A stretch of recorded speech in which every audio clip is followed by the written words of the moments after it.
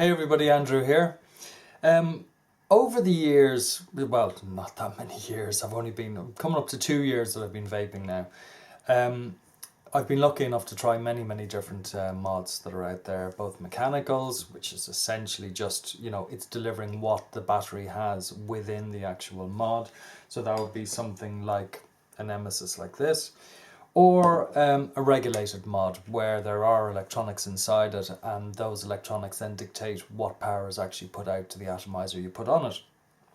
And so many have passed through my hands, and it's been great to be able to try all of them. Some of them I've sort of passed on to other people, but there's one which I bought at the beginning, which, to be honest, I really balked at the price of it. I can't remember quite what I paid, but it was a hell of a lot of money for it. But I'd heard everywhere on the boards that one of the great mods that was out there, a regulated mod, was the Provari.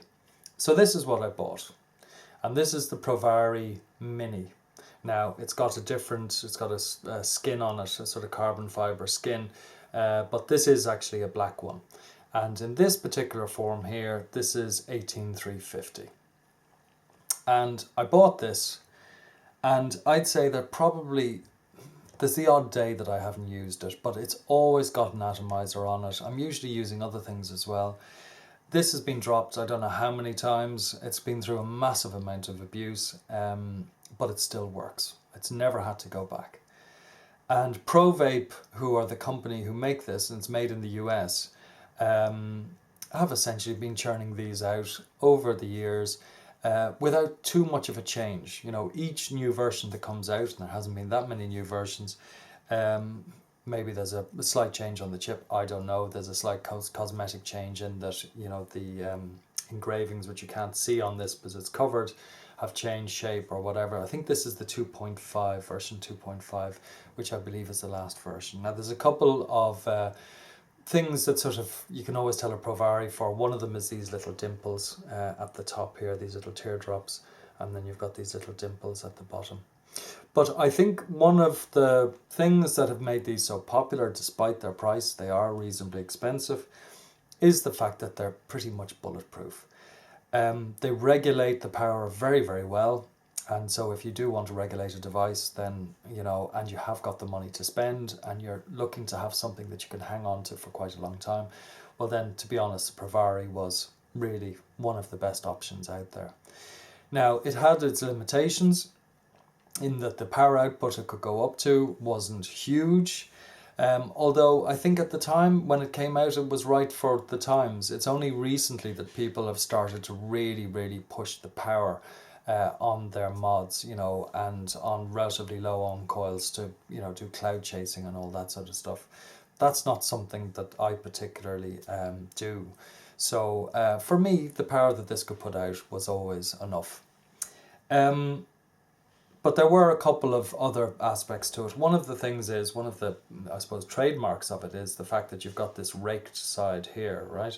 Which basically means that when you put on something onto it, such as here's a scrape, or let's just screw it on there, you can see you've got this, it just doesn't look good at all.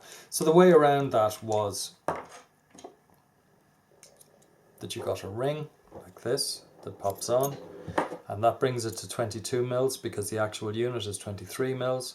So that rakes it into 22 mils, and then when you screw this on, then it looks nice and sort of flush. So it sort of goes in like that. So all good, but essentially what you had to do is buy something to actually make that work properly. Another one of the, I suppose, downsides, and again, this is more because of the time that it originally came out, was that this is variable voltage, but it's not variable wattage, and there was nothing you could do. There's no firmware upgrade or anything like that. If you get this, it's variable voltage, and that's it. I think as time has come on, people have actually found that they really like variable wattage. Variable wattage means essentially that whatever you like, whatever sort of vaping style you have, you could be a 10 watt person, a 12 watt person, a 15 watt person, a 20 watt person. What it means then is that you can set, if you have a variable wattage device, you can actually set it to where your comfort zone is, where you actually like it. And then no matter what atomizer you put on top, it will then regulate itself to basically give you that vape that you like. So that's really, really handy. And to be honest, I've become a real fan of that because I'm an inherently lazy person. And I just like to sort of pick something up, screw something on, have a vape, and know that I don't have to go off and change a load of settings in between. So variable wattage is something that I think that I don't know how many times I've heard people say, oh, if only Provari had variable wattage, then wouldn't that be great? The other aspect of it was that in this case I bought this as an 18350, so the Provari Mini, and for me to then use an 18500, what I have to do is take this off here, and then I have to go and buy a separate piece like this here to screw on to the bottom, and then that gives me the ability to use an 18500. So all of these things, it's no big deal. You know, you do it and that's fine. But I suppose the wish list always was, wouldn't it be nice if there was a Provari that essentially, you know, didn't have a rake top so things could look good on it without having to buy a beauty ring, and was also extendable, so that you could actually put in different batteries, you know, from 18350, 500 and then 18650. If you could put all three in. And then the other one was if you had the option to actually have variable wattage as well as variable voltage. So we've been waiting a long time, and just over the last week or so, Provari have basically sent out some betas of their new P3, that's what they're calling it, the Provari 3. And basically they're official resellers, so not online as far as I know, it's the bricks and mortar resellers who have been selling their Provaris over the years, have essentially been sent out a couple of beta copies of the new P3. And these are fully functioning, fully working Provari 3s. But I think what they wanted to do was essentially say, right, okay, this is what we have, this is what we're going with. We've spent well over a year in the development of this. We put all of these new things into it. And it's not just, you know, sort of a cosmetic change. This is a fundamental change to the whole thing. Can you have a look at them and then basically feedback to us? And if there are further things maybe that need to be done, or that there are other requests out there that make sense relative to what it is that they're trying to do and don't compromise on the quality or the, you know, sort of the clean lines, if you like, of this new P3. Essentially, when they've got that feedback, they will then come to a point where they actually start to distribute these. Initially, the Provari 3s will only be available through their suppliers, the bricks and mortar shops, as far as I know. They won't be available online, but that will happen sometime afterwards. So here I am talking all about this, you know, P3, wouldn't it be nice, da-da-da-da-da-da-da-da. Anyhow, Alex of Eseret in Dublin very kindly lent me one of the beta P3s, Provari P3s, for me to have a look at. I've been using it for the last, I think I got it on Thursday or Friday of last week. It's Monday now, so I've been using it for a few days. I've been using it constantly over the weekend as well, just to get used to it, just to get the feel of it or whatever, and just to see, well, you know, is this really enough of a change for me to basically retire this and to basically get this. So here we have it. Now it's got a scrape on it at the moment, and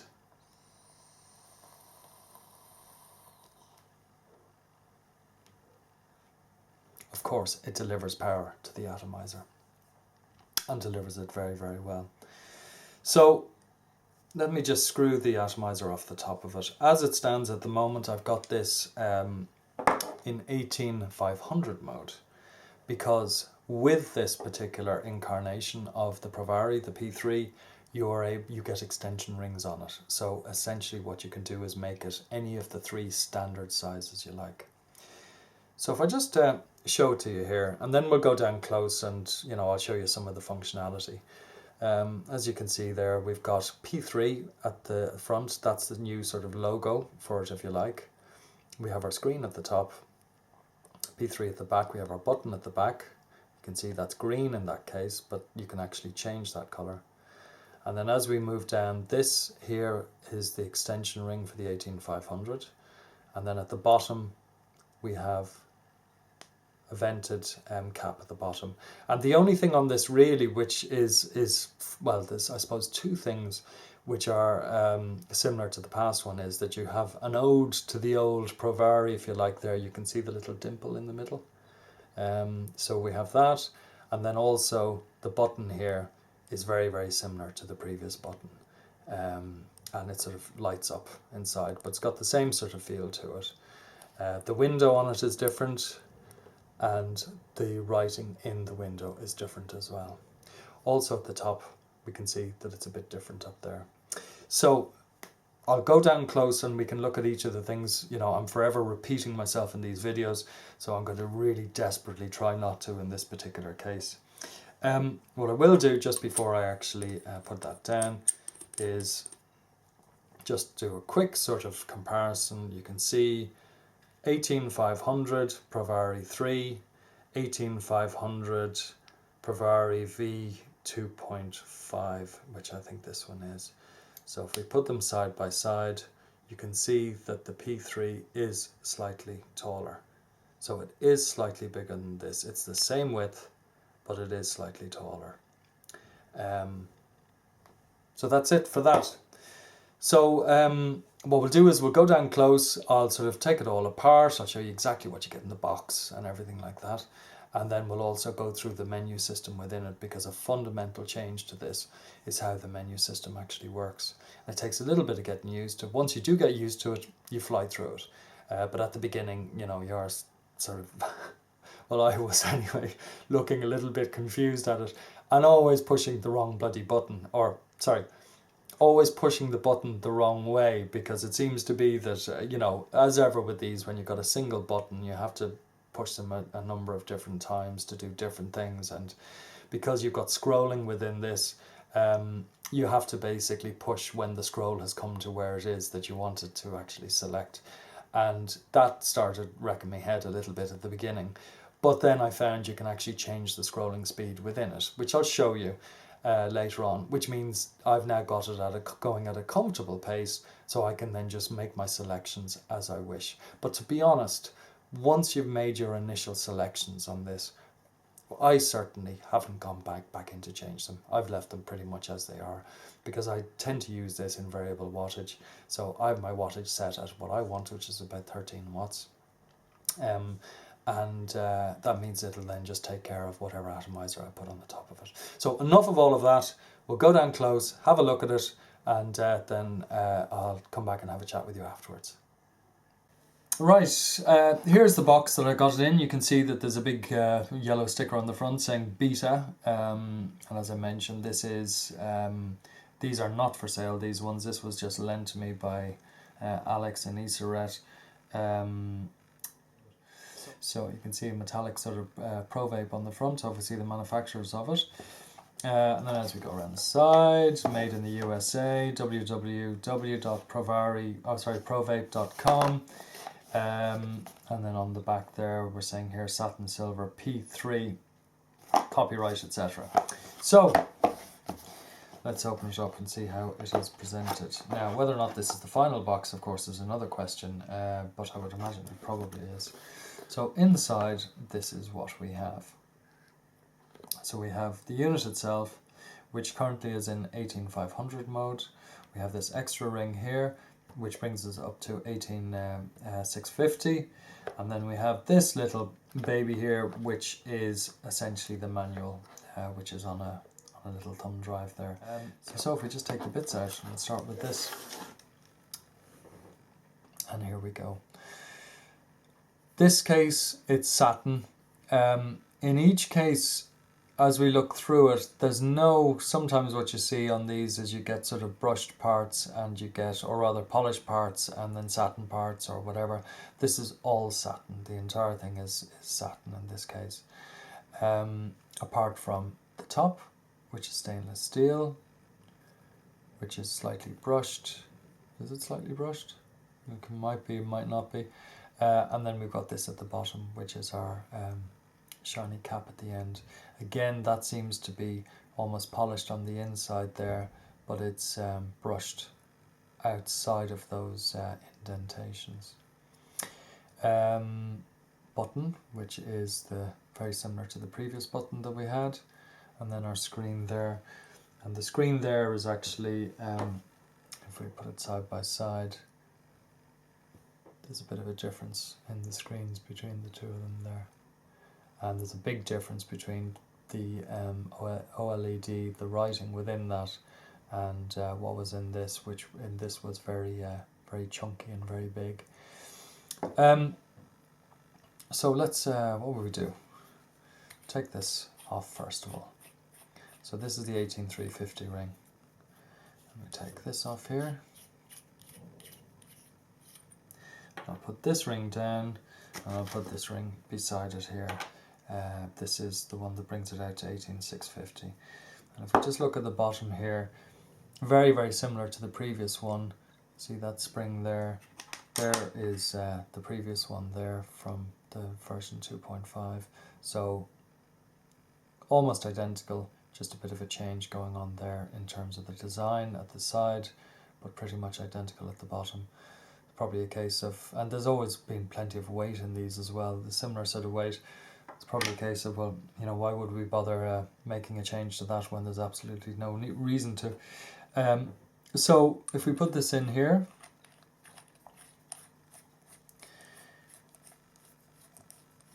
we can see that that is 18350.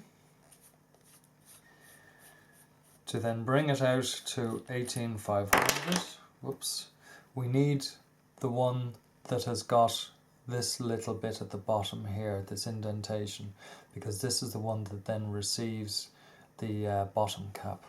So that screws in there like that, and then that screws in there like that. And again, classic sort of Provari threads. That's what it's like there. Now, the line where they join there, you can see it. It's not like it goes completely invisible like some of them. So there is a bit of a line there. But there we are, 18500. So then, to actually extend that further to an 18650, we put on this piece here. So that screws in here. Like that. And then that screws in there like that.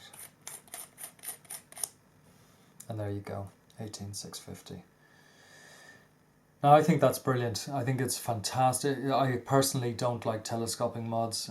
They always just, I don't like the bumps that you get on them, you know, because of the telescoping, and with some of them, the threads are so fine on them, you could be actually screwing them down or screwing them up forever, and you just seem to get nowhere at all. At least this way here, it's very simple. You know, you have 18650, you want to change it down to 18500, just take out the middle ring there, screw back in, and there you go, and you're good to go. So I think thumbs up for that. I think that works really well. Now, if we look at the gubbins, we're looking on the inside there, we can see, you can see the chip that's going on in there, and you can see the contact there, which now, as I said, will actually work with a flat top, whereas in the past it wouldn't. If we look at the inside of the previous Provari, let's put the buttons on the same side, you can see there's a difference going on in there. Obviously a new chip set, similar kind of a setup, but obviously new stuff in there, so that's what it's like on the inside, this being the old Provari, this being the new one here. Now when we go to the top, let's just zoom in a little bit here, see if we can show it a little bit better. The top is considerably different to what we had before, which was that. Now it's a much more fancy looking thing altogether, and essentially it's made up of a couple of rings here. As you can see, we've got deep grooves right the way around, so that means that whatever it is that you actually put into it, you're going to get airflow. If it needs airflow from the bottom, you'll be able to get that no problem. If we look around the edge here, you can see we've got Provari written on this ring here. Then we go around the back and it says made in the USA. So this is actually a ring that can come off. And this is what we're left inside with. Now what I'll do is I'll just show you this first. And I'm not 100% sure how this is going to work. But essentially what you have is, let me just spin this off here.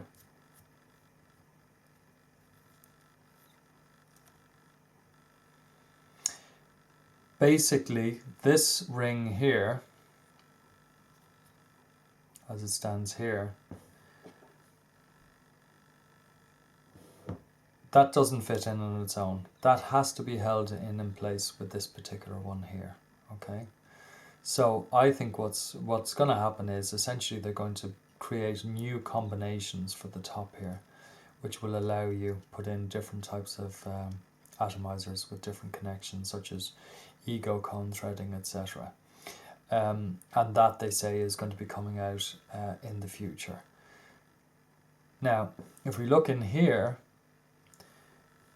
the threading that's just in here is called this new P3 threading. And that is what this here is threading into. So the threading at the side there, the threads there.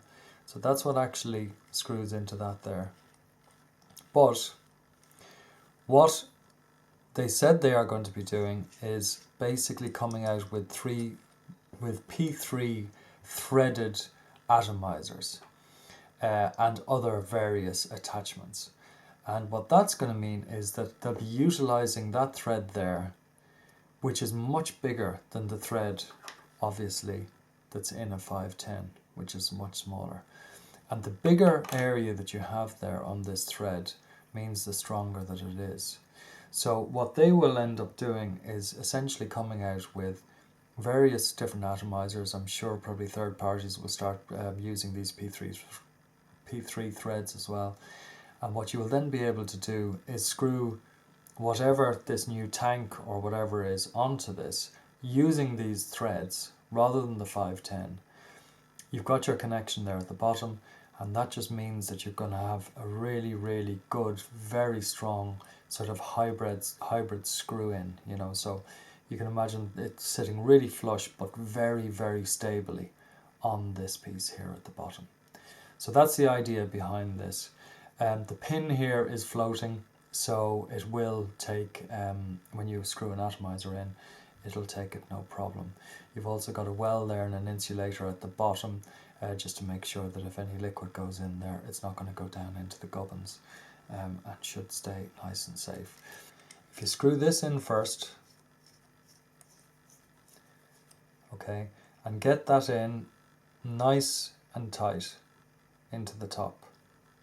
So that has to be in nice and tight, and then at that point then you can actually screw this on here, like that.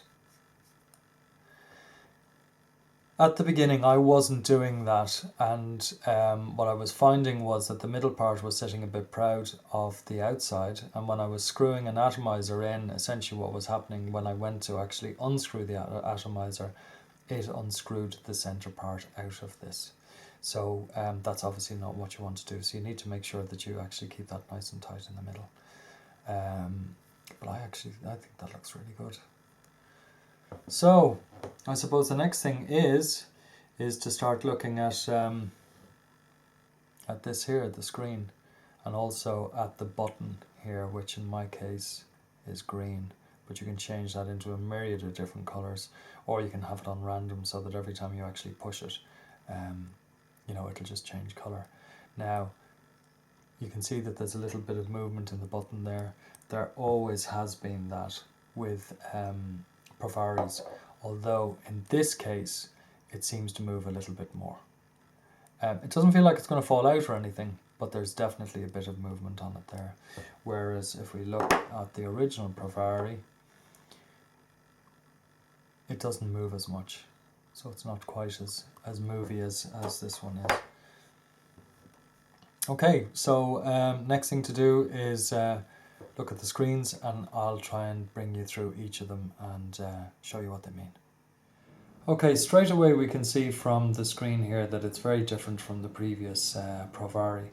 It gives us a number of bits of information straight away. So it's saying it's 13.2 and it's 13.2 watts at the moment, 1.9 coil in the atomizer and 99% on the battery. Now if I want to actually up that, essentially all of the menu is available by pressing the button here 4 times. And then you're going to get a scrolling header, if you like.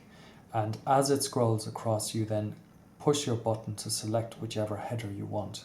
So in this particular case, I want the up arrow, which is shown by A up, and that will allow me then make that change. Now what I might do is actually just show you all the headers first, and then we can go into each of the individuals. So if I press this 4 times, you can see A up, A down, on, recall, set, and exit. And that will then, without you pushing any button, will basically go through once, will go through twice, and then will turn off. Okay. The speed that that goes through as well is changeable, and you can go from very slow to very fast. This kind of looks maybe a little bit complicated, but to be honest, once you get used to it, it's very, very simple. So in this particular case, I am actually going to want to put my wattage up. So I'm going to want A and then the up on it. So I'm going to press 1, 2, 3, 4, A up, I press that, press it again, and then you can see it's going up in 2 watt, 0.2 watt increments. So let's get it up to say 14 watts. So I can let it go there. And now when I press to get my summary of how the thing is set up, you can see it's 14 watts. Now, if I wanted to actually change that 14 watts, go from watts to volts, then I use either the A up or the A down. And what you do then is you just wait. When you actually select it, you wait and it will then change to volts. Okay, so if we go 1, 2, 3, 4, press up, hold it, it's on watts at the moment, I'm not pushing anything, and you see it's now changed to volts. So now what I can do is then press this up to whatever voltage I want. So say we put it to 4.6 volts there, I let it go. And then when I push my summary button, 4.6 volts, so it's changed. Okay, now just to go through some of the other elements within the actual menu system, if I push it again 4 times, and we go A up, A down, on, well that's basically, if I select that, you can select it on or you can select it off. Okay, so that's basically so that you can just turn the whole unit off. Now I'll go 1, 2, 3, 4, A up, A down, on, off, and then recall. And recall, you can see you've got 1p, 2p, etc. And essentially what these are settings. And within these settings, you can basically save any setup that you have, and you can quickly then go to the preset if you like, and it will then set your Provari to exactly what that setting is. That's everything from whether it be watts or volts, what the power output is, what the color of the button is, because that's something I'll show you now. So it basically just means that you can have a number of different profiles, if you like, that you can set up. So let's go back in again. And as part of that recall setup, if we just click on that there, and we let that scroll through, you're going to see that there's another thing here, which is info. And it says version, 3.1, and it gives you then a serial number as well.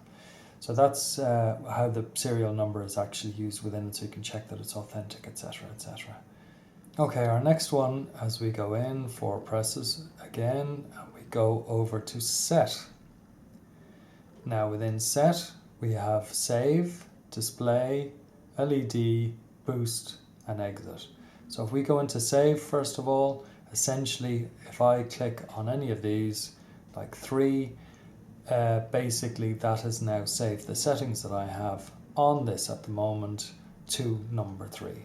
If I then set it subsequently with different settings on it, I can go back in there and save it as number 4. And each time I then go to select one of those presets, it's just like a car radio or whatever, it'll just basically set you back up exactly where you were before. Now, go back in again, we go back over to set, we can go past save, and we go into display. Within display, we've got the speed of scroll, we've got brightness, we've got left or right handed, we've got the time that it shows, is showing, and then we got exit. So again, that shows twice before it goes off. So what you need to do is just get 4 again, we go back in again, and we go to set, and I'm going to go to display, and I'm going to go to speed. It's on 1, 2, 3, 4, 5. Now, with the slowest one being at the bottom end. So if I press on 2, can you see it's considerably slower now? And I'll let it come around again. Sorry, I have to go back into it again to call it up again. And, you know, what you need to remember as well is, I mean, this kind of looks all a bit tedious, but you're only going to be doing this very, very rarely. So it's no big deal at all. So if I go speed, as we have there, and if I press 1 now, this is going to be the slowest one. And you can see then that it's really quite slow working its way across all of it. So I think, you know, there's a setting there for pretty much everybody. So I'll just press on exit. So we'll move on to the next one then. 4 presses, and then now you see, because I'd set it on 1, it moves really slowly across. So this would be a bit slower than a setting that I'd normally like anyway. So we have our save for our presets. We have a display again. We press that, we've got speed. We've got brightness up and down. I don't need to show you that. We've got left, right for left or right handed. And then we've got time, which is the amount of time that the LED or the OLED actually shows for. So I think we can back out of this. Well, in fact, we won't. I'll go back up to speed and just up it a little bit, because this is just torturous. It's going so slowly now. So 1, 2, 3, 4. And we'll go back to, but as I said, you're only going to have to do this occasionally, you know, actually get into all of these settings. So, you know, it's no big deal at all. Speed, okay, and we go up 1, and let's just go up to 2. And that'll do, because it's going a bit faster now. And press exit. Okay, so the next one then, if we go into our 4 press again, and I know this is like watching paint dry, isn't it? Set. Okay, we've done that. We've done that. Now, LED on, color. Right, we've got red, we've got green, we've got blue, we've got all manner of different colors here, right? So let's just go and pick one of them. Let's pick that one, M, and we can see what color that is now changed to. Now, is it still scrolling? Now we'll press that one there and select that, and we can see it's changed to that. Okay. Oh, in fact, that's one where it just keeps changing. I think that's multi. So anyhow, that's what you can do with that. So it just means that you can either have this set as a color, or I think you can have it so that, you know, it just changes color every time you actually use it. So let's get back into our menu system here. No, we won't. Let that die again for a sec. 1, 2, 3, 4. And I think maybe the next thing that we're actually going to be coming to is what is one of my favorite aspects of this. LED, here we go, boost.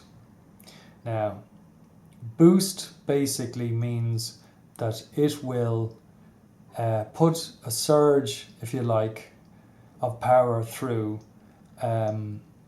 prior to you actually firing. Well, no, you fire, it then boosts the front end of the charge that it puts through, and then it drops it back to whatever wattage or voltage it is that you actually are using. So you see we've got boost there.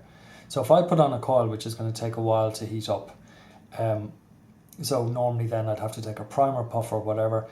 What this will actually do is this will put a surge through it to heat the thing up fast, and as soon as it's heated up, will then bring it back to what the normal setting is. So it means that you don't have to put in primer puffs, you don't have to take primer puffs or anything like that. It just helps get the thing up to speed straight away.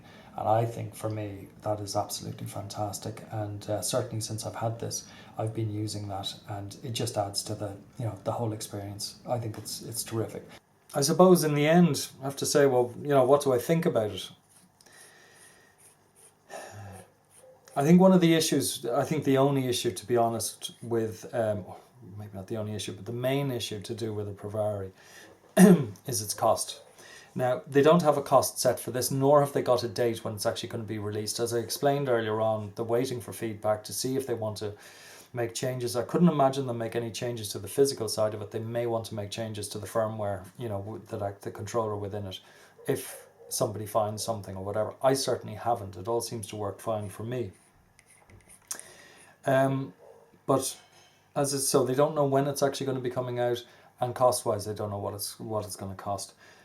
I'm hearing around sort of €250, something like that. It could be a little bit more, it could be a little bit less. I can't imagine that it'll be sold for less than the 2.5 version. So I'd imagine, because it's got extra rings in it and it's got all this other bits with these other bits and pieces, I would imagine it's probably going to cost a bit more. So listen, when I find out, I'll put it up in the description of the video. I'll put up the date that it's coming out, and also what the cost is actually going to be. The other consideration for some people, I suppose, is the limit on it in terms of the wattage or the voltage.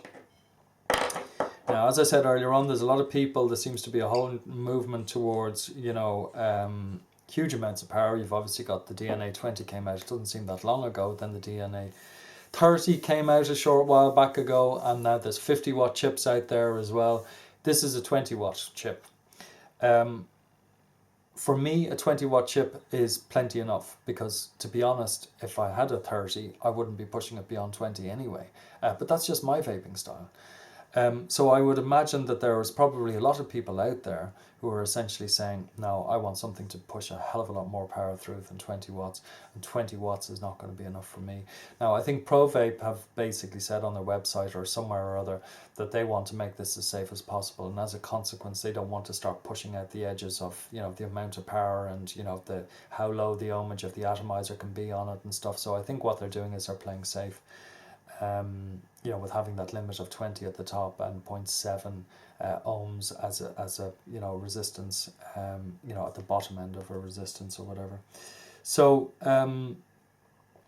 so price aside, and then also that aside, and that is a consideration for some people, but not for all people. Other than that, what's my impression of it?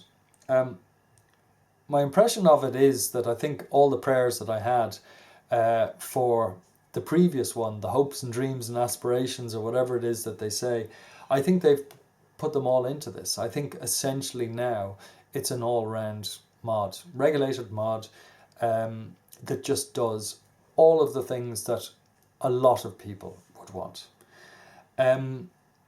Somebody asked me a while back ago, well, a couple of days ago, well, what would you think of it in relation to any of the other mods you have? Now, I think I have to make a distinction, because first of all, mechanical mods, they're something in themselves. It's a different genre. It works in a different way. It's just whatever you have in the battery, and then also obviously the quality of the connections and everything. But essentially, that is just run by the battery, and that's that. So we can put them aside, and I'm not going to compare it to those. But on the regulated side, what do I think of it in comparison to some of the other regulated mods I've had? I would have to say, and maybe it's easy for me to say this because I have one of these in my hand and it was lent to me. It has to go back, unfortunately. I can't keep it. But I would say, just like I'd always said about this one, but this one will now have to take second place, because this one has got all the bits in it that this one didn't have. But up until when I got this one, if somebody had said to me, right, your desert island mod, you can keep one mod when you get stuck out in the middle of the ocean somewhere with a load of really nice juice and a load of batteries, but you can only bring one mod with you. What would that mod be? That mod would have been this, the Provari. Now, if I was asked exactly the same question, it would be this one. It would be the P3. Because I think what's in this is, first of all, it seems to be very tough as the previous one. As I said, I've dropped it many times. It has all of the functionality within it, which I need personally. The wattage that it goes up to is enough for me personally, because I rarely go beyond 15 watts, but that's just me. Other than that, yeah, I think €250. Maybe it's a point where you get within your vaping sort of, along the vaping road that you go, that you say, right, I'm going to stop spending huge amounts of money. I'm going to stop. I mean, everyone says you start vaping, for a couple of things. Number one, sort your health out, get off the bloody cigarettes, which it seems to be fantastic at doing. And that's what it's done for me. It's changed my life around, and fitter than I've ever been. It's just brilliant. But the other thing they always said was that it would save you money as well, which, if you're prudent and if you don't suffer from shiny-itis, which I do, is the case. It's a lot cheaper. But if you're going off and buying mods left, right and centre, and every time something shiny comes out you have to have it, then it's going to cost you a hell of a lot of money, and that's the case with many of us. But I've got to the point now, and again I'm in a slightly artificial situation in that I've been lucky enough to actually, review a lot of different mods and things like that. But I'm kind of at the point where I'm saying, right, yes, I'd love to try some of these other mods that are out there, but I need a banker. I need one mod, which that is my benchmark. That's what I'm used to. That's what I like. That's what just works for me every single time. That's one that I'm not paranoid about if I bring it out with me and I drop it on some on the floor or something like that. I know it's going to work.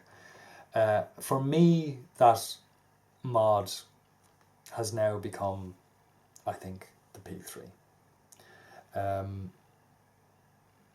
It just works for me. This particular one, which is a satin finish, is very nice. I have no idea how long that's actually going to last. It's sitting against a brushed here. It's a different finish. Would I like this in a different finish? I possibly would. I'd possibly like that as a brushed finish, because so many of the atomizers that are out there at the moment are brushed. Now, it's very rarely that if you get a brushed mod and from a different company a brushed atomizer, that the brushing on them is going to be identical, but it's usually, it's fairly similar. Whereas with this one here, there's an obvious difference between the satin and that up there. Are they over time going to actually change this so that maybe they do black ones, maybe they do white ones, maybe they do some of these other mad lime green ones or whatever? I would imagine they probably will, but I don't know. I've no information on that at all. So what would be my perfect situation? My perfect situation would be, first of all, that I owned one, because I don't own this. Second of all, it would be that I own one which, if they were coming out with a brushed metal one, that's what I would like, a brushed metal version of it, just so that it matches better with the other tops you get on it. If it comes out and it's €250, €260, am I going to buy one? I think I probably will have to. And what I may well do is some of the other mods that I bought over time, they may end up on up for sale on one of the boards somewhere to try and finance it, because if I do get one, I can't see myself using some of the other mods that I actually have there. This is just going to, now this one here, what am I going to do with this? I'm not going to sell that. There's too much history there. I'm going to keep that one anyway. But anyway, look, I could talk around this forever. 250, 260, 270 euro, whatever it is it worth it? Yes, it's worth it if you happen to have that money available to you, but it's a considerable amount of money. Is this a mod which is way streets ahead, light years ahead of the other regulated mods that are out there? No, it's not. It is a mod which is extremely well made, extremely robust, and in all likelihood is going to last an extremely long time. Do you want to get to the point where you have one mod which basically you're comfortable with, and so means that you don't have to have a load of other ones, and you're not looking for a really high power output? This is the one. And so to me, I think it's worth it,